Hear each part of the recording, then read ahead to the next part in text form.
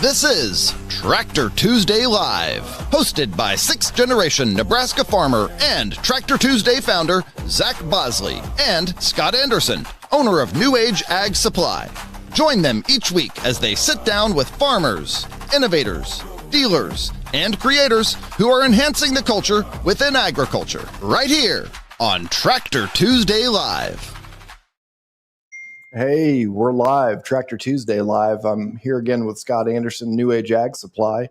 And today we're lucky to have our friend Jordan Carstens on the show. Jordan, I'm not sure how many years or generations your family's been farming, but for those that don't know, Jordan's a farm kid turned walk-on football player, had the opportunity and had a heck of a little run in the NFL as well. Came back to the farm in Iowa, and happy to have you on the show today. Jordan, how you doing out there? Doing great, Zach. Thanks for having me. Yeah, our pleasure. And Jordan and I have known each other for some other reasons over the years, and we've been really lucky to work with Jordan on some of our nonprofit side for the farm athletes endeavor, and obviously getting farm kids that are into sports and extracurricular activities.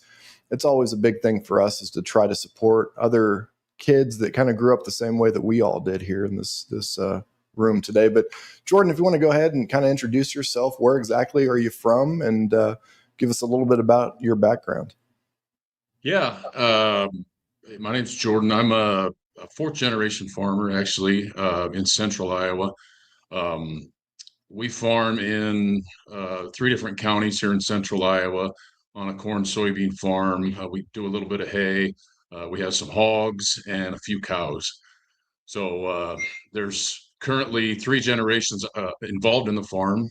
So it's my dad and his 2 brothers, my brother and my cousin and I for the second, and then we're slowly bringing in the 3rd generation with our boys. And so it is a pleasure to be on here, and always excited to talk to you, Zach. Yeah, well, thanks. No, and Jordan's done a lot of work for us kind of behind the scenes and helping us get things organized, again, back on that nonprofit side of things. But, it's always interesting. I like to ask people that were far superior at athletics than I was, how big was your guys' graduating class? And, what was the competition in high school like, being from rural Iowa? I think my graduating class, we had about 45 students. Okay. And our football team was about that same size. I think we had between 40 and 50 kids on the team. A 1A school in Iowa at the time, which it only went up to 4A at that time. Okay. So pretty small town, small school. It's actually 5 towns together in one school. When I first started school, it was 3, called YJB, okay. Yale, Jamaica, Bagley, and then we merged with Panora Linden and became Panorama High School. So, okay. Played football. I actually didn't play football, organized football, until I got to high school. Okay. As I grew up, my dad had a rule when we were in junior high, and there really wasn't any football before junior high. You could go to a different town and play a peewee, kind of a peewee league, but we didn't have anything locally. So, my dad had a rule when I was growing up. We had to pick one sport because, we had other things to do. So, and we lived 17 miles from town. So, if you had to get to practice, or you're either finding a ride, or if we had an activities bus in junior high, that's why we could do it. So, okay. He made us pick one sport. So I picked basketball in junior high. And did that for those 2 years, and then decided I was going to switch to football.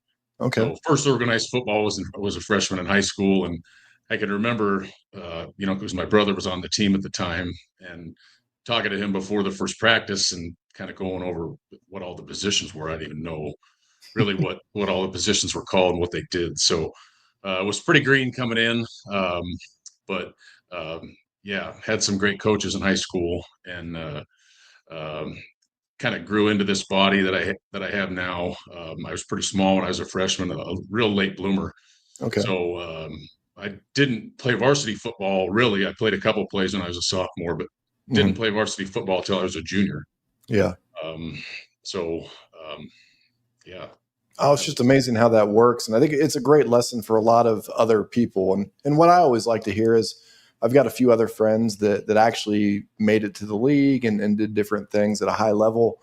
And it's funny, the guys that had great success and accomplishments in athletics, they don't push their children, in the same way that some of the guys that, they think that sports is such a great thing. And I think there's obviously some benefits, and it correlates to what we're doing in agriculture to some degree. But I love hearing that, oh, okay, our buddy Jordan here played in the NFL and didn't pick up a football till he was probably 15 years old. I just think that's hysterical. And, when I went to college, I met a few people that never played football. One guy was a receiver, never played until he went to college, and he was just that type of freak athlete. And I think the moral to the story is you got to show up and you got to just enjoy it, and enjoy it for the purity of what it is. And there was a couple of girls on the basketball team at UNLV that literally never played basketball until they got into high school. And I think that's the moral of the story. If you're an athlete, you're an athlete. Now, more importantly, did you guys always have hogs growing up, or what was the livestock games looking like? We did, yeah. So we had a few cows when I was younger. My grandpa was into cows. When he passed, those went away. Okay. So, um, but we always had hogs, yeah. And Yeah. we loaded hogs early in the morning before school. So that kind of knocked out any before school activities. And those back in those days, though, that really wasn't a thing. I mean, you could lift before school. Some guys did, but Yeah. I mean, and this really isn't that long ago, 30 years ago when we started at that level, but it's just not even close to what it is today. My son is a junior in high school, finished up his junior season. And I mean, they're involved in football they started in June and they're done, in their last game. So it's just totally different now. And it's challenging for those kids that want to play, all the sports or more than one sport, just going from one to the other, or even some overlapping. So just totally different than it is now. So, and was that it then in high school? Just simply football? You didn't continue with basketball at all? I didn't know, despite many. So when I was a freshman, I was in junior high. I was a little bit taller, but not really. So I played like a 2 or 3 guard. Okay. And, I was not good at all. Yeah. And so I knew I really didn't have a future in basketball. And then I was starting to grow a little bit in high school. So, but I was like, as a sophomore, I was probably 6'3" or 4, 180 pounds, 170 pounds. So, but no, that the rule still stood in high school. One sport was it. So, I stuck with football. That was it. And I did spend a lot of time in the weight room, and I started with a weight room in our basement, our unfinished basement. And then about halfway through high school, we put up a bench, kind of a little workout area in an unattached garage. It wasn't heated. So in the winter, that made it a little challenging, but right. And were you always just strong and in that sense, just kind of a freak in the weight room, or just it came? No, I wasn't. I can remember my 8th grade year, I had a goal that I wanted to be able to bench press 95 pounds by the end of my 8th grade year. Yeah. And I'm not making light of anybody that does more or less than that. That's right. Just wasn't a freak of nature at all. Okay. And so, I think by the time I graduated high school, I don't remember. It was probably triple that, something like that. But that certainly wasn't natural strength. Between what I did on the farm and, like I said, growing into this frame that I have now, because, I have really long arms. So, but that was something I had to work for. Yeah. Well, when I met Scott for the first time in person, I think he was surprised how, big I was. And, just so Scott knows, Jordan's probably my height, probably at least 6'6" or so. And, but he is just, I don't know how you fit through a door frame, Jordan. He's built in a way that, yeah, if you wouldn't have made it to the NFL, I think a lot of people would have been upset. And it's really interesting because you barely made the team as a walk-on at Iowa State. Is that correct? You were kind of deep on that borderline of the roster, and you almost didn't, make the cut at 105. Yeah. So going into my freshman year, I actually wasn't on the 105. I wasn't a preferred walk-on, so I was going to show up to the freshman tryouts basically the first day of class, not even at camp. And I had the opportunity to play in the Iowa Shrine Game, which is an all-star game for Iowa football players, after my senior season of high school. And one of the assistant coaches from Iowa State was at that game because his son was playing in it. Normally, college coaches aren't allowed to go to that game, but Right. he was able to go because his son, Joe, who ended up being my college roommate, he called his dad and said, "Dad, we need to get this guy at camp."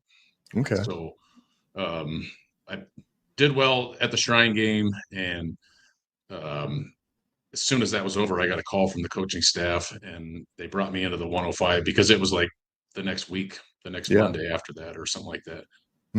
So went in and just, I don't know, it was just a strange transition, going from didn't think I was going to really even start playing football until like the end of August, 1st September to now you're in it. So yeah, they brought me in. I started practice right away, and that first year I made my hay on the scout team. okay, I was the scout team player of the year, which is an award they give out for an offensive and defensive player every year at Iowa State, or they did. And so I got that award, and just kind of went from there. And honestly, when I got there, I was probably this height, maybe an inch shorter, but I was like 225, 230. And so I owe a lot of it to our strength coach, Matt McGettigan, who was Iowa State strength coach at the time. He put me on a nutrition plan and a weight program, and really showed me what I had to do to put the weight on I needed and put the muscle on I needed, and then work on my speed and agility and all that. But the nutrition program is not what you think of when you think of college athletics today. It was here's what you need to eat, but you're going to have to go buy it because we don't have the facilities that they have now. Our training table was in just one of the dorms at Iowa State at the time. So, but yeah, I can remember my dad or my mom and dad gave me just as many packs of frozen pork chops as I wanted. And I had a George Foreman grill in my dorm room. Unlimited pork. Yeah. Unlimited. It seemed like, yeah. And so, I had that George Foreman grill in my dorm room, and I'm pretty sure they had to put in a stronger breaker because I kept kicking the breaker in my dorm room, and it seemed like the whole floor too. But no, I was just cramming the protein and eating as much as I could, and which at the time was great. I don't think I appreciated it. Like, I order a large pizza and eat the whole thing myself. So right. If only I could still do that today. Oh man, that's my problem. And Scott over here, he's in great shape, and he's been a very devout carnivore now for how many months, Scott? First week in January will be a year. Jeez, no carbs, no fruits, no vegetables, no sugar. No, I quit caffeine, all that stuff. Just water and animal products, which I have chickens on my farm. So I drink 20 eggs a day, and then beef, so. Yeah, and the guy looks like a pro wrestler. You can't see him. I'm not going to ask him to take his shirt off or anything weird yet. But it's amazing how different people's bodies react. And when I was a senior in high school, I was around 220. And the whole point of it is that was kind of my peak weight. And you look at a guy like you, Jordan, I mean, God dang, your wrists, I don't even think they make watches big enough for a guy like you, and I don't wear those types of things anyway, but I'm long and dainty, but I kind of reached my peak weight. And then you learn with these different programs, well, maybe you're actually a little bit too big. And then that almost turns into what your position and what your role is going to be moving forward. When you started off at Iowa State, did they even have a position in mind, or were they just letting you kind of just see where you'd find your level? Yeah, I was a defensive end in high school, and I thought that was the position I wanted to play based on my size. And so I played that my first year. But I think I did move inside for scout team a little bit because I can remember one of the guys that was a starting offensive lineman just really hated me, and he was a guard. He's a Okay. good friend of mine now, but Yeah. really didn't appreciate the effort that I was giving day in and day out. But yeah, so I started as a defensive end, and they moved me into defensive tackle, nose guard, probably that first year. And I can even remember having conversations with coaches about moving to offensive line because they're like, dude, you got this frame. Yeah. You're not the fastest guy in the world. Uh, you should maybe think about moving to offensive line. You'd probably make a better offensive tackle than a defensive tackle. Okay. And I didn't listen, of course, because I thought defense was way cooler, and Yeah. you had the opportunity to sack the quarterback. So that was kind of my thing. Yeah.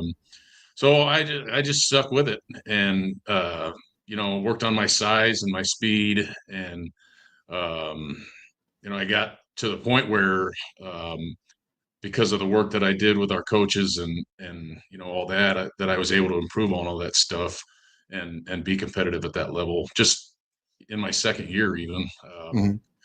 Because when I moved into that redshirt freshman year, because I redshirted that year, played on the scout team, and then had the opportunity to play my very first game as a redshirt freshman. The guy that I was the number two, the backup defensive tackle, and the guy that I was backing up went out with cramps. So I played most of that game. Wow. There's some other injury too, I think, but yeah, I played most of that game and made several tackles and ended up being player of the game, defensive player of the game that game. So, Jeez. Nice. But yeah, I was still a tad undersized at that time, so I still had some work to do to get to the level of all Big 12, all Big 12 defensive tackles, stuff like that. But Yeah. Yeah. yeah, it was quite the journey for sure. Oh, it's a heck of a story, and that's why I really wanted to touch on it for all the farm kids that are paying attention today and watch this on the replay. It's definitely possible, and the hardest thing is just being comfortable enough with yourself to believe and have these types of goals, and it doesn't have to be about going pro in sports. I mean, you can honestly go pro in life, and I think that's a message that we'd like to push here a little bit. It's not all about these things that people naturally gravitate to. It's very similar. I spent a lot of time in your neck of the woods, and more so in Dallas County and State of the Lake at Panorama. There's a hotel and stuff, and with some of the other business I used to do, I was out there quite frequently. But it seems very similar to how we grew up over here in Adams County, Nebraska, and really same type of a thing. You see a lot of these farm kids, and they just these more rural farm kid schools just tend to have the bigger boned athletes. And, it's a big thing, but it's just so many people just, they focus their attention on that a little bit too much. And there's more to it, and my dad and mom were farrow to finish on 100 sows. And I think the moral of the story is I loved contact. And I think that's what was so fun working with animals and livestock. You're loading sows into the farrowing house, or you're sending pigs. It's an aggressive move. You're holding the panel, you're getting that type of feedback from the animal, and then they're so unpredictable. And I honestly think that really farm kids make the best linemen. Most of us probably don't have the speed to be the skill position type of guys, but I think that's a lot of it. It's just that contact and that back and forth. And there are so many athletes that have backgrounds in agriculture. And so that was something that we really were excited about. And then, our stories kind of stop being similar up until about age 18 or 19. And then, what you ended up doing, when were you announced to be a starter then at tackle? Was that your redshirt sophomore season or? Yeah.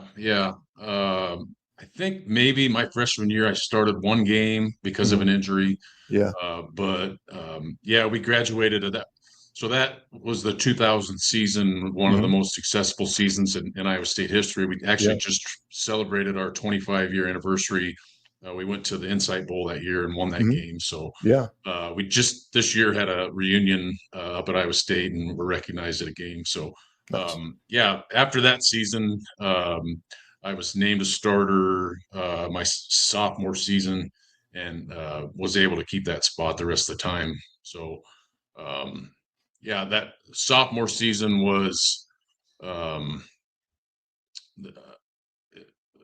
it was started out as a pretty successful season, and yeah, just able to kind of do some things on the field, and was actually recognized as third team All Big 12 that season. So just the kind of the theme of the whole thing, it was just really slow gains and just kind of Yeah. sticking with it, and not a lot at once, but just able to stick with it and slowly get to where I was successful.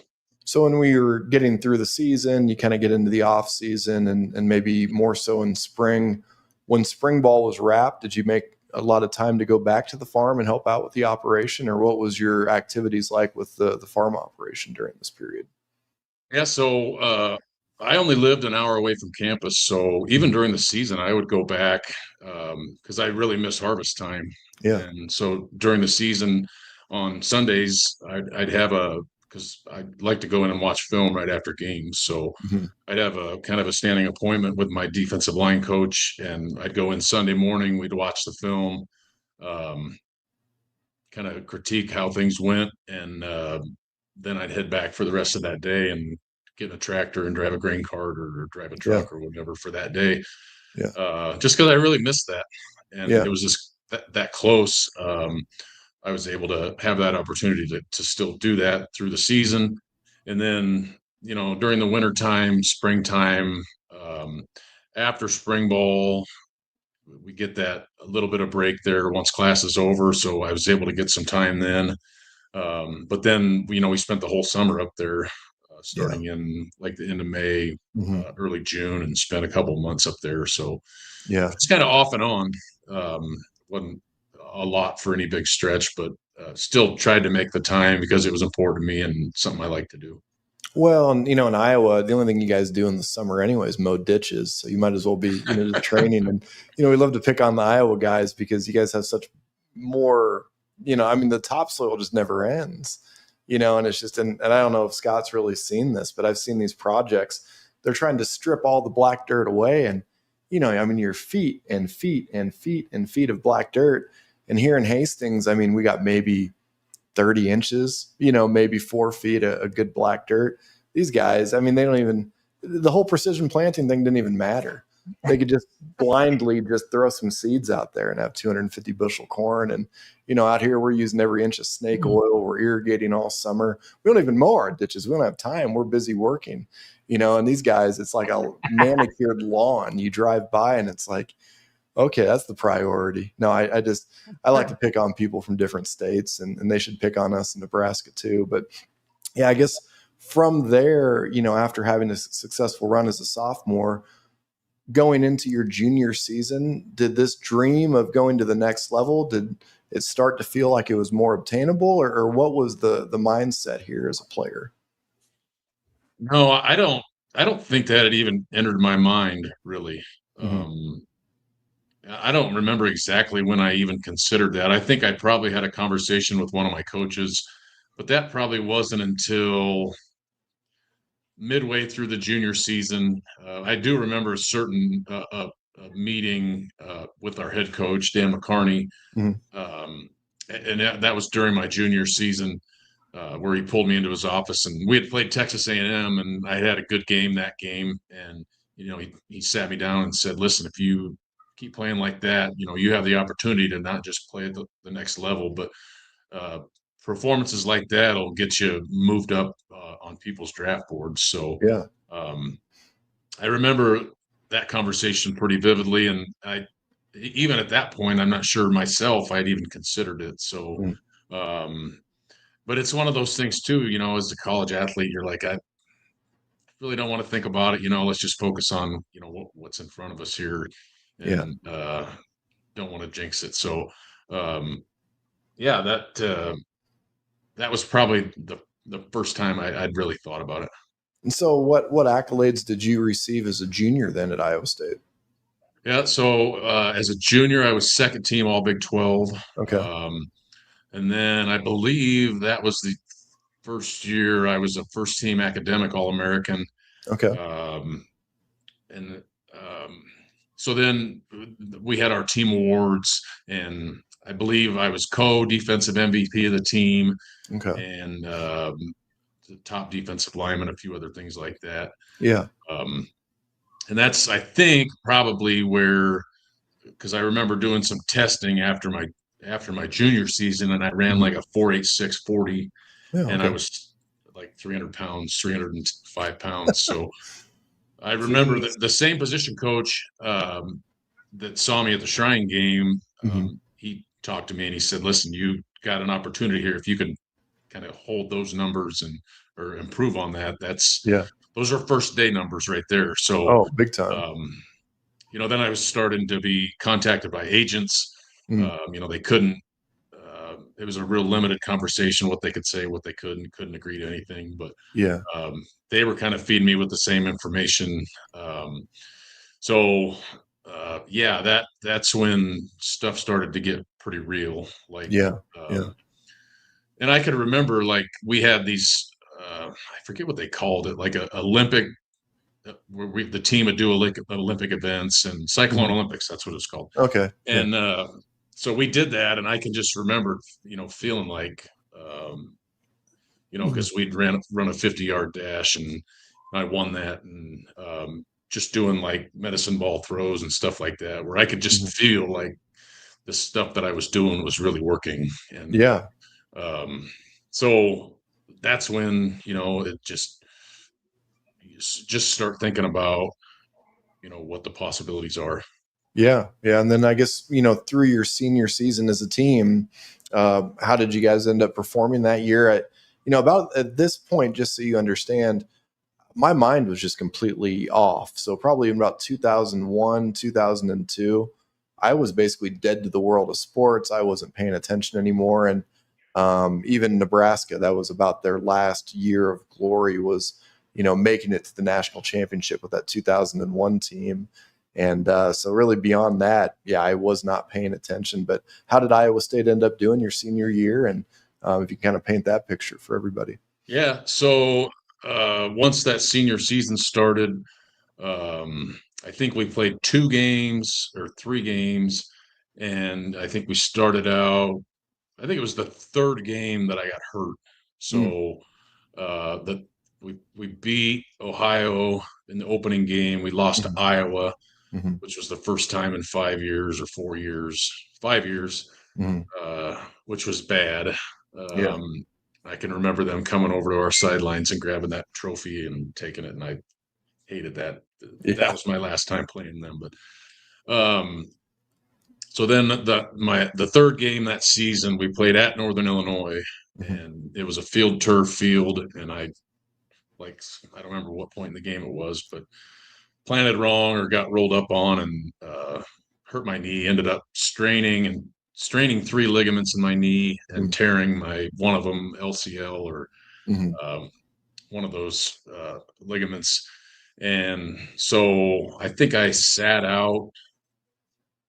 We went through the MRI, and they told me that I didn't need surgery. I could still play that season. So I think I sat out 2 games. Okay. And then my first game back, we lost the next 2 games. And I remember the 3rd game after my injury, Texas was coming to Ames, and that was Vince Young's first season. Yeah. And so I'm like, I'm going to try it. Yeah. And it was still hurt, definitely. So, I talked to the doctor before the game and told him to give me his best stuff because I knew that pain was still there. Yeah. And so I tried it, and I remember the first play, like Vince Young took off on a quarterback scramble, and I tried to plan on that thing and take off after him, which there was no way I was going to catch him anyway. But I remember that feeling, that pain, because that was my first live contact, real live action on that injury. And I knew it just wasn't there.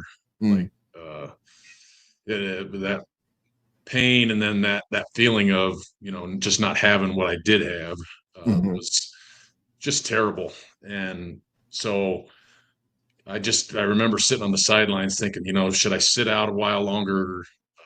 And I just said, let's just do it. And so I kept playing, and I actually finished the rest of that season injured, the whole rest of the season, and then ended up having surgery after that year to repair some meniscus damage that I had from that injury, and just clean it up the best they can. So that season, Iowa State ended up 2-10, which went into that season with some pretty high expectations, but had some injuries, had some other issues. We're coming off of the best quarterback, probably one of the best in school history, Seneca Wallace, and had a hard time filling that spot. And so it was a challenging year. It really was. But I like I tell my son, I think you learn more about yourself in challenging situations than things were good. So I learned a lot that year too. So it was tough. Is there anything you could have done in hindsight to prevent that injury from happening? I don't think so. A lot of the coaches recommended wearing knee braces, which I didn't do. I felt like I needed every advantage I could have, because I felt like that slowed me down a little bit, didn't make me as flexible. So that might have helped. It might have taken a degree or two off the strains, but and I honestly didn't even watch the film to see what happened. I don't know exactly what happened. I've never watched it. So as far as preventing it, I'm not sure if I could have or not. And then you have such a tremendous growth, from being a redshirt freshman and all the progress. And then to kind of finish off on that note, did that affect, were you invited to kind of a pro day or what happened, or did the surgery kind of get in between that? No. So before that happened, I had been invited to play in the Senior Bowl down in Mobile, Alabama. And so that was pre-injury. And after the season, had signed with an agent, and he recommended just go down there and just see how it goes.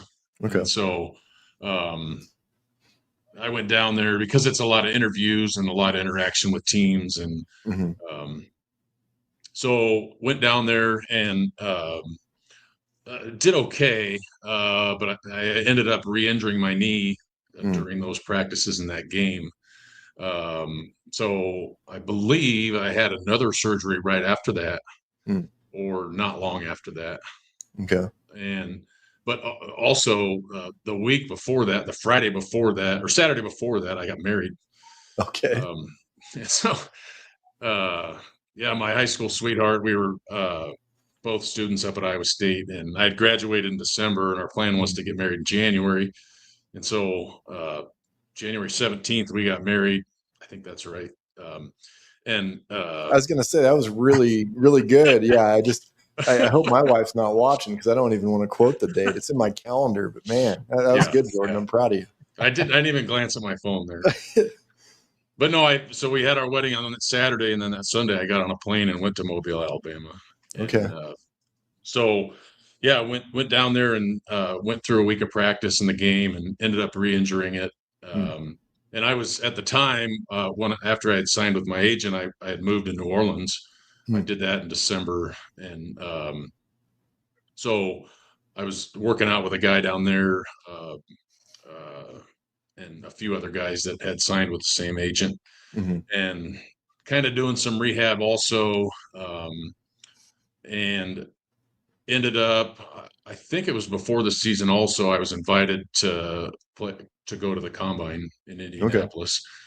And so I don't know how much you know about that process, but that's like super rigorous and like mental and physical. So I remember that the medical portion of that, it's all 32 team doctors have an opportunity to do a full test on you. So there's like 4 rooms full of tables, and every team doctor and trainer in the league is there. So I think I probably went on 20 or 25 tables, and they all tugged around on my knee and did all these tests, and so went through that, and the medical portion was before the testing. So I remember getting to the testing, and I just did horribly. Like I think I ran a 5 flat 40, but my pro agility and stuff like that, where I had to plant and move, was terrible. Yeah. And so I remember right after that, my wife and I went on our honeymoon, and we were sitting in Las Vegas in a hotel room. And I remember my agent called me and said, "Hey, that didn't go well. And I know I've talked to a lot of teams who were just totally taking you off their board." Yeah. Buzzkill on the honeymoon. Yeah, no kidding. No kidding. So, yeah, I can remember having a conversation with my wife at that time, like, is this even worth it now? Should we just move on? And but we decided that we were gonna, stick with it. And so continued to work out, and had a pro day, because I was going to try and do as much rehab and just improve and heal up as much as I could for this pro day.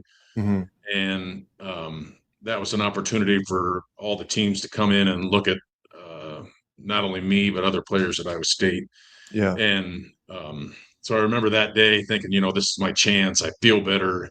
I feel like my knees healed up, because that was probably a month after the combine. Okay. And I remember that day, showing up to the weight room when all the testing was going to be, and one team showed up. It was a guy from the Seattle Seahawks, and so tested for him. I didn't test great there either, and so the draft was not long after that, and I just remember sitting through the whole draft. My agent had told me he thought there was a pretty decent chance that I would be a late round pick. Okay. And he thought 5 to 7 we should expect, because he had still talked to some teams that were still interested. Okay. And so was sat through the whole draft, like however many hours it was. And name was not called. And so right after the draft, that was disappointing. Right after the draft, I got a call from like 3 teams. Okay. And talked to my agent about it, and decided that the Carolina Panthers was the best team for me. So he was actually happy about that, because he said, a 7th round signing bonus is not much. And I got a little signing bonus signing as an undrafted free agent. So, but I got to pick where I wanted to go. Yeah, for sure. He really liked the organization, the coaching staff, and the team had some success. They were in the Super Bowl that February before that. So he thought that was a good fit for me. Nice. So I went there. Yeah, no, that's great. And it's kind of in line with your entire story, though. Here you are, and you just, and I wouldn't call it luck. We all make and create these opportunities, but from being that close to just being, not necessarily a preferred walk-on, and then to make that opportunity and then that name for yourself, it's kind of back to being that farm kid, and just you work until the job's done. And thankfully you didn't give up there, because it really was a pivotal moment. You had that opportunity just to call it quits and I guess go back into the farm. So from being an undrafted free agent, how quick did you have to report in Carolina? Yeah, I think we had mini camp like the next weekend after the draft. So we went down for the mini camp. I think I went by myself to the mini camp and spent a weekend there. And my wife and I, after that, packed up. I just had bought a pickup not long before that. So we loaded a bunch of stuff into my 2003 Ram pickup and drove down to Charlotte, and 2 Iowa kids navigating their way through downtown Charlotte. I remember we moved into the Residence Inn, which was right downtown, like across the street from the stadium. Okay. And moved in down there and just started working with the team. And, so what did it feel like from the transition from high school to college, from college to pro? Because I think what I always say is in high school, I only had the snot knocked out of me once. And I remember when it happened, they snuck basically the starting fullback in on scout team offense. I thought I was just going to clear him out real quick, but it was my guy, Chris, and man, knocked the snot right out of me. And then you hear other people talk about that next step into college. And then it's almost a daily, if not, maybe it's just a weekly thing where those things happen. The game from high school to college just feels so much more fast. The speed and the way everything is it that same learning curve from Division I to the NFL, or what did that feel like being with all these other professionals at Carolina? Yeah, I mean, you think about it when you're playing on a college team, there's maybe, depending on the team, 3 or 4 or 5 or 10 NFL players on that whole team. And going from that level to, everybody you're going against was one of the best players on their team in college. And I can just remember that speed and strength in the offensive line. It was amazing. And I knew that, and after a conversation with one of my position coaches, he's like, Jordan, you're an undrafted free agent. There's a Pro Bowler and several good players in front of you. So if you want a chance to make this team, you're going to have to do some things that aren't going to be fun, but you just have to do these things. Yeah. And so he took me to the practice field and showed me all this stuff that I needed to do. He said, you need to do this before practice and do it after practice. Okay. And so he gave me several hand drills and foot drills and all this stuff I needed to do. And he said, this will not only help you, but the other coaches will notice this too. Okay. And how long did it take to do that? So probably only 10 minutes before practice and another 10 minutes after practice. Okay. But I can just remember it was probably some of the best advice I'd gotten as a pro because, I can remember some of the hand drills and stuff that he had me doing. I got to the point where that stuff just felt natural to me. And playing that position, that stuff really helped me.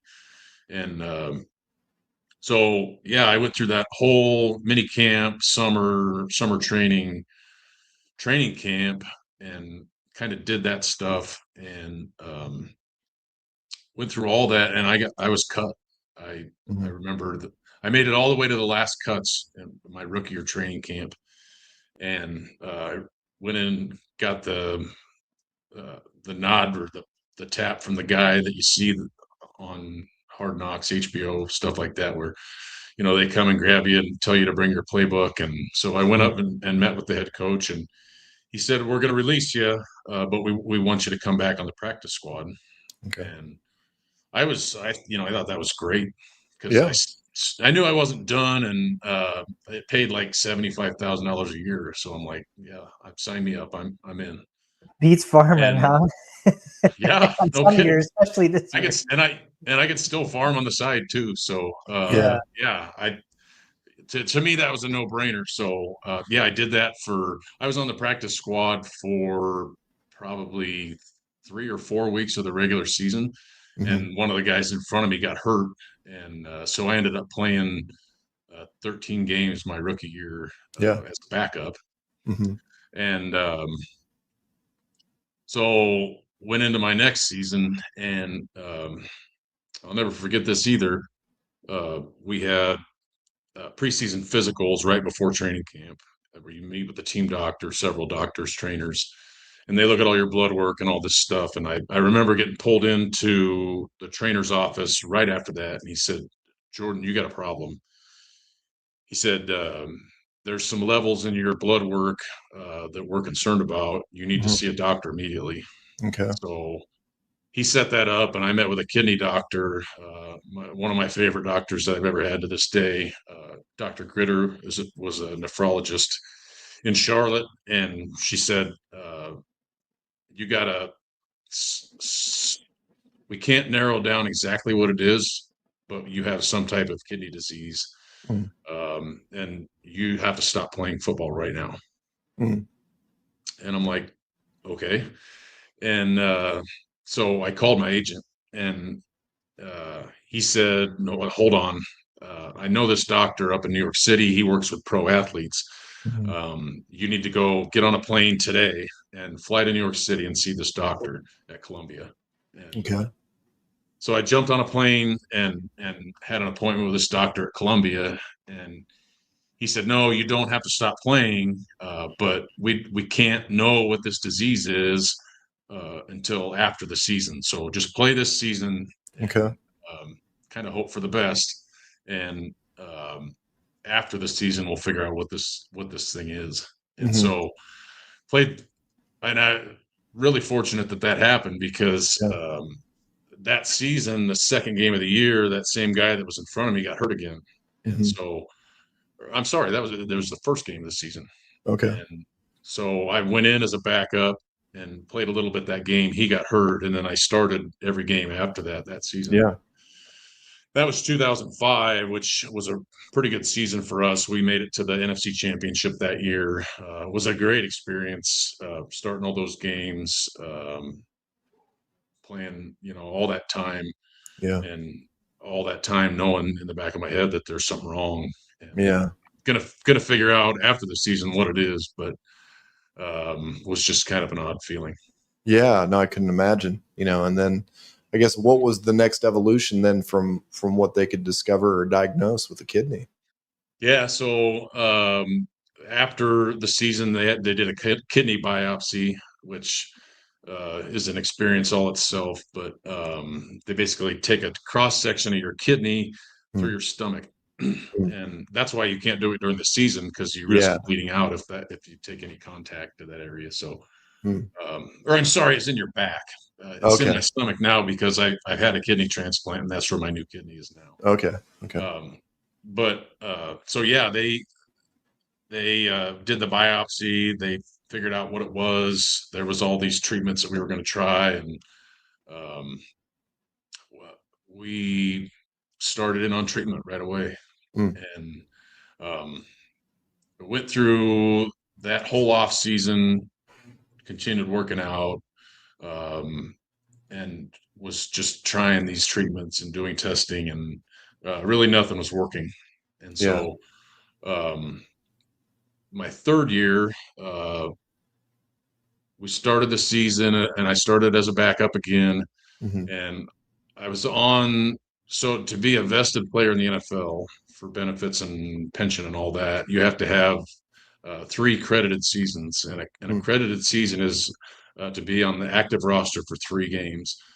And so I remember after the third game of the season, that next week, I had a PE, a pulmonary embolism from the kidney disease. So it sent a blood clot into my lung, put me in the hospital for 10 days. And that was it. I was done after that. Yeah. But so it happened after that third week. So, but yeah, that was it. And so, after that, lived with it for another 8 years almost, trying all these other treatments. Yeah. And eventually had to have a kidney transplant. Well, and not to make light of that, horrific experience, but at least it happened after the third game, right? Because it's just, it's a huge deal. And I've got one buddy in particular, only made it 2 seasons. And, he had a great little run as a backup, even had some action as a starter. And, he's living with, I think he's on his 2nd hip replacement. A lot of these things are coming out of pocket. And gosh, if he could have just had that 3rd year in him, it really would have benefited. And it's unfortunate because it is a lot of wear and tear on your body. And do they have any idea what may have caused that? Because I've never really heard the answer, and I never wanted to ask you, what the truth was there, because I think some people had different rumors that, he just got hit so hard, and gosh, who knows? I mean, at that point, there's a lot that metabolizes, and they called it idiopathic is the word they use. They don't know, and they'll never know what caused it. It's not genetic. It's not. I mean, it could have been from some pain medicine, Mhm. that maybe started it, but they felt like, if that's what caused it, it would have stopped when I stopped taking it. Yeah.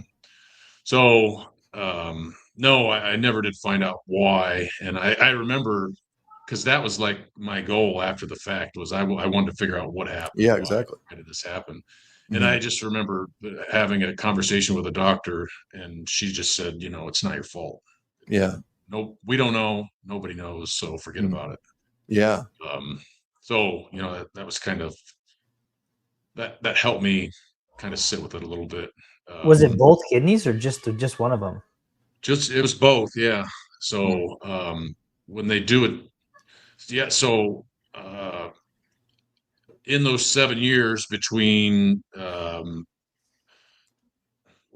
it was 9 years actually between diagnosis and the kidney transplant, where we tried all these separate treatments. Um, my health just continued to decline, and the goal was, because a donor kidney has a shelf life, Mhm. and so the goal and the plan was to extend that period as long as we could, so that we can Yeah. get as many years on this kidney and all that. So, it, that was a rough time, because because of that, I was sick all the time, Mhm. um, and spent a lot of time in the hospital, had blood transfusions, um, things like that. So that was a challenging time. But once the transplant happened, we waited as long as we could, almost too long. Okay. And once that transplant happened, it was like, I mean, it just took off right away. So, Yeah. So do you have to fortunate. find that just through a general donor list, or is it somebody in the family? No, my brother volunteered to do it. Oh, okay. He, Yeah. Wow. yeah. So, fortunate enough that he was a match, and Mhm. um, so didn't have to go through the donor stuff. Yeah. And yeah, he really wanted to do it. And Mhm. I think the biggest thing that I struggled with after the fact was, how do you thank somebody for doing that? Yeah, Um, seriously. I think Yeah. I bought him a shotgun or something like that to try to thank him, but Yeah. yeah, which he loved. He still uses it. But no, that was huge. And so yeah, I just uh, am real fortunate that he did that, and that was all able to work out. And I just had an appointment with my doctor a month ago, 3 weeks ago, and it's still working great. I'm Nice. uh, almost 12 years out from the transplant now, so Okay. yeah, Yeah. it's working great. So Are you on a special diet? Are you doing like keto or some kind of special diets, trying to avoid certain things with this kidney? Or no, no, I'm not. No. So the one thing they kind of stress, but not really, is trying to avoid sodium, because that's hard for your kidney to deal with, a donor kidney. Um, but no special diet. I live pretty much a normal life. Um, no activity restrictions, nothing like that. So Yeah. just pretty normal. Yeah. And you're probably in bush light country out there, I imagine. So, I you got to look am, out for yes. those kind of pop And up on you sometimes. And my brother's a big Bush Light drinker, so I Okay. felt like, it works. Why mess with that? So I'll Yeah, just continue exactly. to do that. Yeah, Well, at least you guys are kind of now in the same boat, really. So right. you're kind of stuck together, and I guess I would just copy what he's doing too. But That's right. and I Yeah. apologize to anybody paying attention right now on the live stream. We've been getting a ton of great questions, and I just saw another one pop up that's pretty good, and it's just I love this question here. But did you meet any other players along the way from Iowa State to the NFL that had a farm background? And assuming I because did. yeah, I mean, I know at Iowa State, even right now, and we're honored to have, I think, 3 farm athletes that we have NIL deals with at Iowa State. But yeah, if you want to touch on that real quick. Yeah. I got to meet several farm kids when I was at Iowa State. And then actually, when I got to Carolina, Hmm. there was a guy on the team that played at the University of Iowa, who's I became pretty close friends with. Bruce Nelson is an offensive lineman that currently farms now, is actively farming now. So yeah, there's plenty of farm kids at Iowa State, and I thought it was strange that I had to go all the way to Charlotte to meet the guy that played at the other school in the state of Iowa. So I played against him for 3-4 years. We were big time rivals, and it's just kind of funny that we ended up being friends and still are today. And I never really looked too deep into his background, but where did he grow up at in Iowa? I'm assuming in Iowa, or was he from the Illinois side? Okay. Yep, he's from Emmitsburg, Iowa. Okay. Still lives there today. Still works on the farm that he grew up on. Awesome. Similar story. He was actually had hip problems when he got to the league and could only play a year or two too. So he's back in Iowa now. Yeah. His problem is he went to the University of Iowa, which is not an ag school. I didn't want to say too much. It's not really my place, but I'm judging him. Some business degree that doesn't apply to ag, and so he's always calling me with questions. But I'm happy to help him. I realize but I've seen some of the ag school at Iowa State, and it's just they literally spend 3 semesters on mowing ditches. And it blows my mind. It's such a vital part. But no, and there's actually, you got to keep them looking nice. It's a beautiful sight, Jordan. But there was even a farm kid right here in our neck of the woods that played at Iowa, of all places. I believe defensive end. Not familiar with him or his family, but probably just 20 minutes down the road. And that's what stinks about, you grow up here in Nebraska and you look at what even happened this year. I don't know if you heard about this great team at Millard South, but they had 17 NCAA Division I signees, and it might have been the greatest team ever at Nebraska. And literally 0 of those kids stayed at Nebraska. Their quarterback signed and went to Alabama, and it's just. He actually committed to Iowa State first. Oh, he did. Oh, okay. I don't know if you knew that, yeah. And that's just and I don't care if Matt Rule hears this, but the whole point is let's get some local kids. We can be 500 and play 2 or 3 farm kids, but instead all this NIL money, and I guess Tractor Tuesday is guilty of this too, but when you're paying these players, the NIL stuff, we're not really taking care of the local kids. And again, that was the big push with Tractor Tuesday. Let's help these farm kids actually hopefully stay local, and if they're not getting offered a bunch of money locally, let's find a way to get some of these other, even if they're ag adjacent type groups, to rally behind some of these kids. And, then you look at Nebraska volleyball, then they had what they had happen. And then whoever the team is out of Pennsylvania made an announcement and said, hey guys, if you already have your tickets to the Final Four, come down and support whatever the school is, because our starting liberos from Nebraska, and it's really unfortunate. In Nebraska, our number one export is our talent. And we just continue. Seriously, we just continually lose it.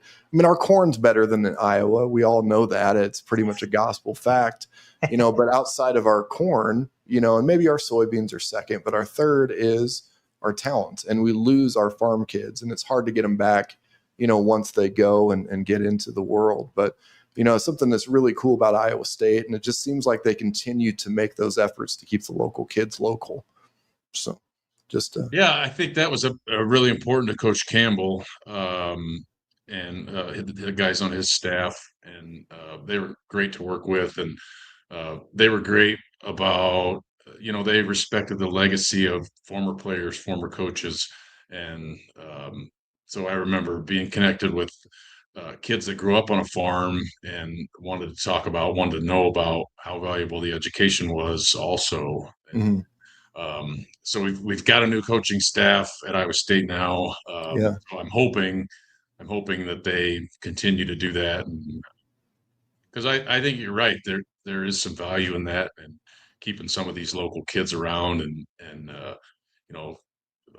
especially us, guys from rural schools, small schools, maybe don't have the opportunity to develop ourselves and have the resources at some of these bigger schools. So some of these kids, you got to take a chance on a little bit. And so hopefully they continue to do that with this new staff.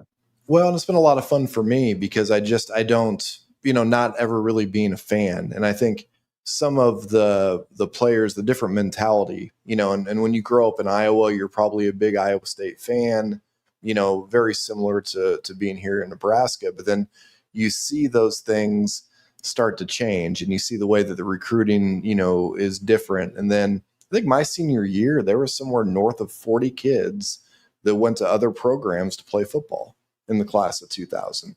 Then you start, I don't know, at what point are you even rooting for Nebraska?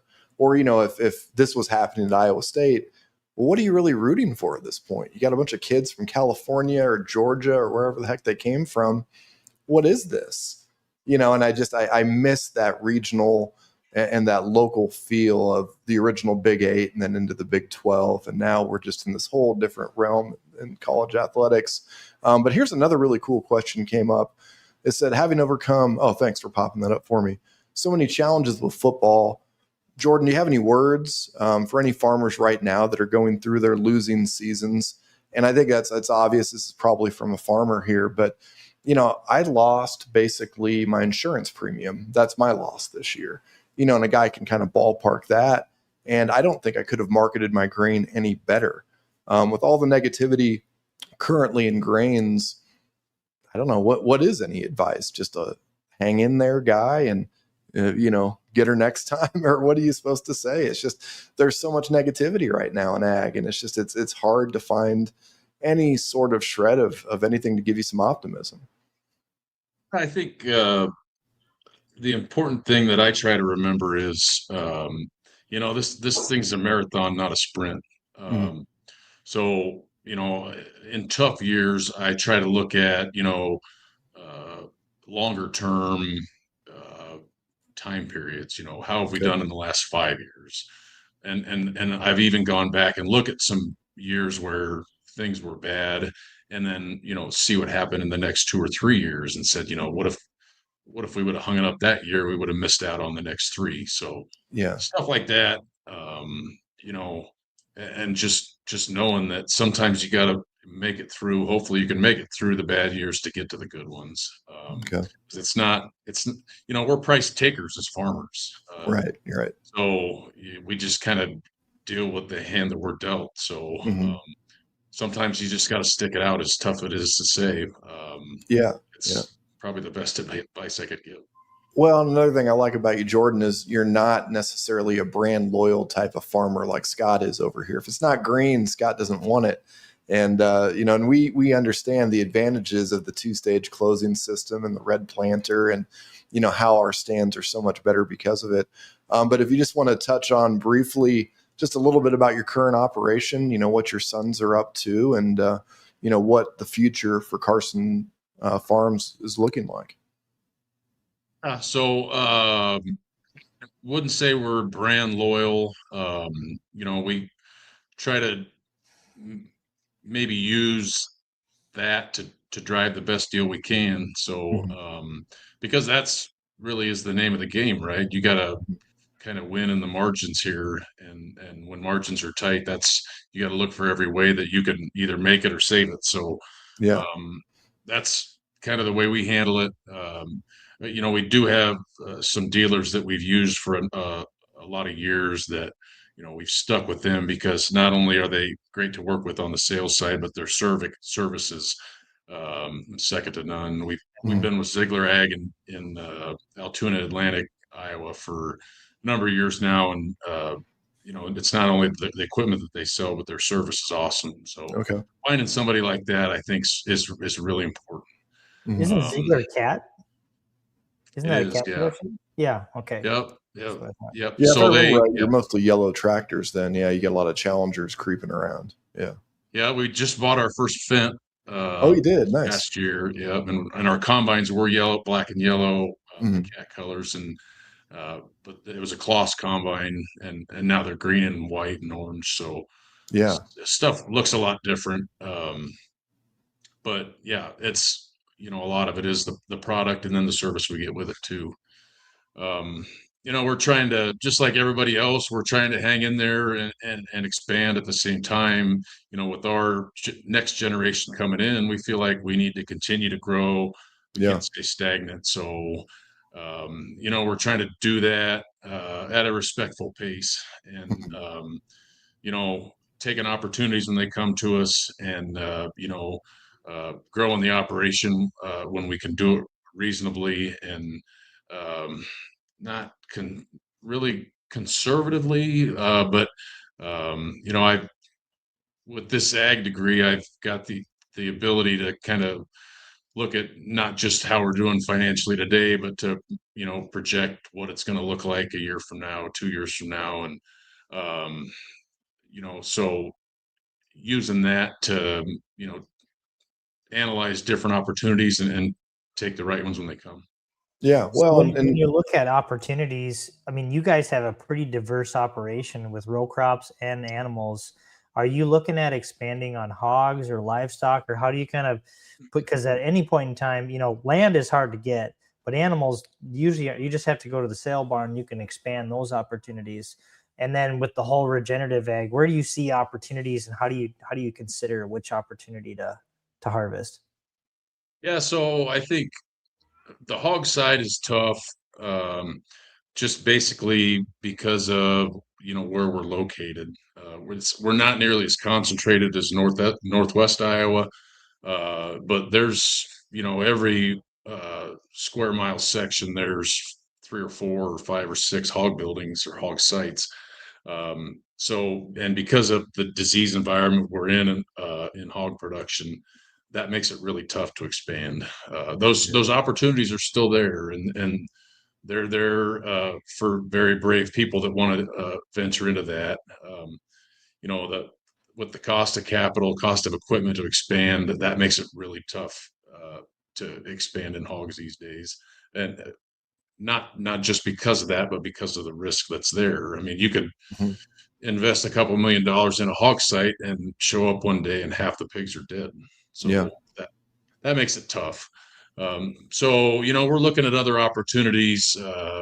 We've slowly moved into the cow-calf side. There may be some opportunities there, and just continuing to grow the row crop operation to be able to capture some economies of scale and, leverage that buying power and trying to drive the best deals possible. So I'd say expansion in every area where we try not to say no to immediately no to any opportunity, but just using that analysis to take a pretty good look at it. Yeah. Yeah. Are you getting manure out of your hog barns that you're using on the farm, as like a second resource, or, that sort of thing? So if you got cow calf, you probably have it on pasture, and then you're feeding hay or maybe running your corn stalks during the winter. Yep. So we have deep pits under our hog barns, so we're confinement feeding operation. So we're able to capture all that manure, and so we'll spread manure on just over 1,000 acres every year. So it's I told people we coming out of some pretty challenging years in pork production, and it's a challenging year when you're putting a value on. You don't just know it's valuable, but you're actually putting a dollar figure on what your manure is worth if it were commercial fertilizer. So we know that's valuable, and we appreciate having that. And that's not the reason, but it's one of the reasons that we keep the hogs around for sure. Have you considered moving into organic since you have that organic manure supply, or any of the regenerative strategies? We have, yes. We've looked at that. It's not something that we've jumped into yet, but it's something that we've looked at, and it's something that I don't think I'd rule out if the opportunity arises. So yeah, it's something we've looked at. So on the feeder pigs, how many hogs do you guys currently keep in confinement, and how many facilities do you operate? Yeah, so we're a fair to finish operation. We have about 1,500 sows. And so at any one time, we have between usually around 20,000 pigs on the farm at one time. Wow. So, you look at pork powerhouse lists, things like that. That's a pretty small pig farm. So, but it's a good fit for us. And, it allows us to diversify enough and be able to use those other things that kind of help the operation from the hog side too. Yeah. Yeah. And do you have any other outside help, outside of the family that are helping with that, or is it just mostly in-house? We do, yeah. We have 7 other full-time employees. So, um, yeah, there's uh, 9 family members here and then 7 full-time employees. Another question popped up, and a lot of this might be more machinery based, but it's surprising some of the innovation that you see even in livestock. And is there anything with any sort of technology or any new releases that you're interested in, Jordan? Because really, what I'm doing on the row crop side, I mean, it's pretty straightforward. There's nothing I see with machinery, maybe outside of see and spray technology, some of these exact apply programs, but I guess, is there anything else that's of interest right now to upgrade your operation? Yeah, so this was our first year using drones for spraying. Mm-hmm. We only ended up doing about 250 acres of it, Mm-hmm. but and it was basically a weather situation where it had rained. It was just too wet to get in and get our fungicide pass on our soybeans. So Okay. I got a friend that his son had just started a drone spraying business, a young college kid. So he came Mm-hmm. out and did a phenomenal job. I was there while he did it. Okay. Was starting it. Did a great job. Was really worried about his coverage. Mm. Kept adjusting his height and was Okay. messing with the wind or based on what the wind was giving him. And he was actually down on the farms that you're familiar with, Zach.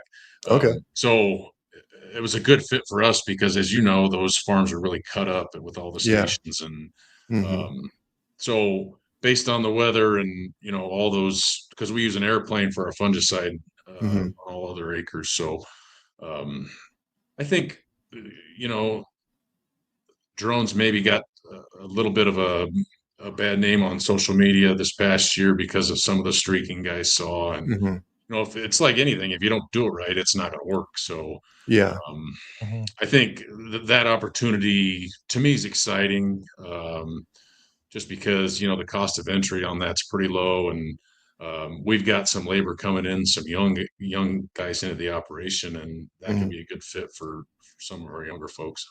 Well, then where you're at, on the cusp of being next to West Des Moines now, just the urban sprawl continues to come.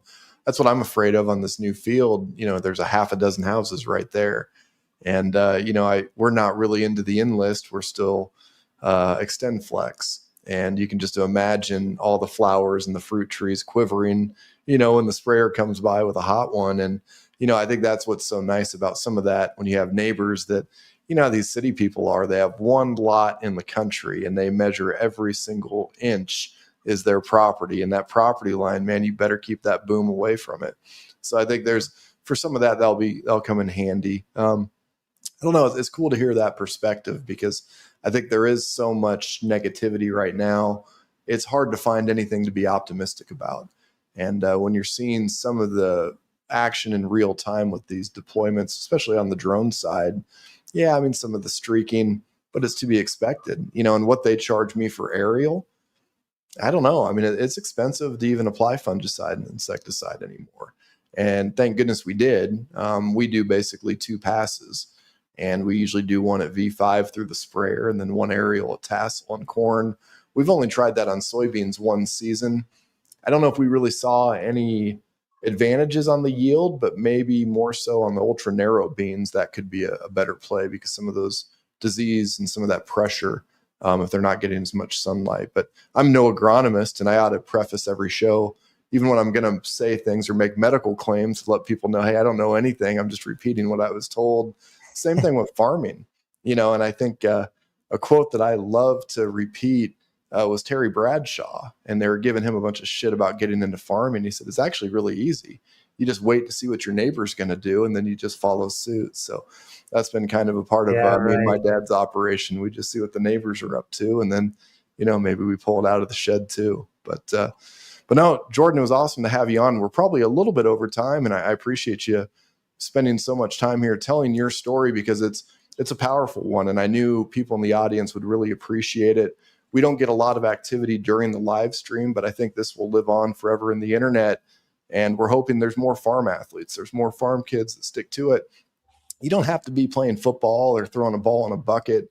You don't have to be a wrestler, just be a part of something, because I think, having that extracurricular or being a part of something else just outside of the basics, it can really help you steer your life. You can build your network. There's so many more positives that come from just being involved. And it doesn't have to be football. Not everybody's going to be 6'6", 310 pounds and running a 4.8 40. I understand that. But for those of you that are out there that, want to look up to others that have done it, there's a lot of great farm athletes. And I hope we can, shine a little bit more of a spotlight on that in the future. And ultimately, all together, go to farmathletes.com and .org and help support some of these great student athletes, because they're out there. And it's amazing, from phenomenal female athletes playing basketball to folks that are playing football right over there at Iowa State. There's a lot of farm kids that are doing a little bit extra, because just like we try to do in our operations, we try to diversify. Well, so do these student athletes and some of these extra experiences. I'm telling you, kids, if you're involved in something, if you love to do something, just stick with it and look at these stories like our friend here, Jordan, and what all he was able to go through and be a part of, and be right at that line where you're almost cut, but then for some reason they just gave you that inch and you took it again. And it's an awesome story, Jordan. So thanks again for joining us. I guess for Scott Anderson and myself, Zach Bosle, Tractor Tuesday Live, we're here semi-frequently. We were only going to do a Tuesday show, but we keep getting these great guests that want to be a part of it. And I think we've got a really fun one next week on Wednesday.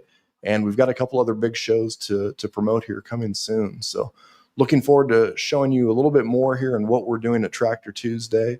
And with that, please click like, please subscribe, and look into what we've got going on. And I guess that's where we'll let it be for this week. So for everyone tuning in, thank you for your time. Jordan Carstens, thank you. Scott Anderson, thank you. Zach Bosle, I'm signing off. Have a great weekend, everybody.